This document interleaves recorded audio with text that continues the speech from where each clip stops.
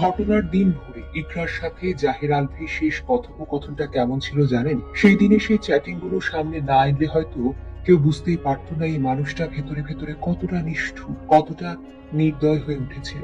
বাহিরে থেকে সম্পর্কের হাসি মুখ আর ভেতরে জমে থাকা অবহেলা, অপমান আর শত্রু সবকিছুই ধরা পড়ে ওই কয়েকটা লাইনে। ইকরা লিখেছিল, কই আছো? আলভির উত্তর ছিল, ঢাকার বাহিরে আছি, শুটিং এ। ভাবুন তো একবার, নেপালে চলে গেছে অথচ নিজের স্ত্রীকে বলার প্রয়োজনও মনে করেনি। এ কেমন সম্পর্ক, এ কেমন দায়িত্ববোধ?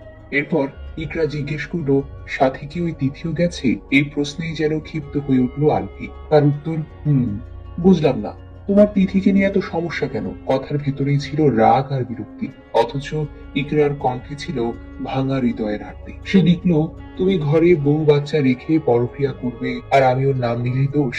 প্লিজ ওকে ছেড়ে দাও, আমি আছি তো। প্লিজ বাবা, আমাকে আর এভাবে মানসিক ভাবে কষ্ট দিও না। হ্যাঁ, ঠিক এভাবেই অনুনয় বিনয় করেছিল ইকরা, কিন্তু সে আপত্তির জবাবে আলভির বার্তায় ছিল রাগের ইমোজি। সহানুভূতির এক টুকরো ছায়াও ছিল না। ভোরে ঘুম থেকে উঠে ইকরা আবার মেসেজ করলো, আবারও মিনতি, তুমি যা বলবে আমি তাই করব, প্লিজ ফিরে আসো। কোনো উত্তর নেই। কিছুক্ষণ পর আবার লিখলো, তোমাকে ছাড়া আমি বাঁচতে পারবো না। এই কথাগুলো যেখানে একজন ভালোবাসার মানুষের হৃদয়কে নরম করে দেওয়ার কথা, সেখানে আলভির কাছে সেগুলো ছিল হাস্যকর। সে হা হা ইমোজি দিয়ে উড়িয়ে দিল সবকিছু।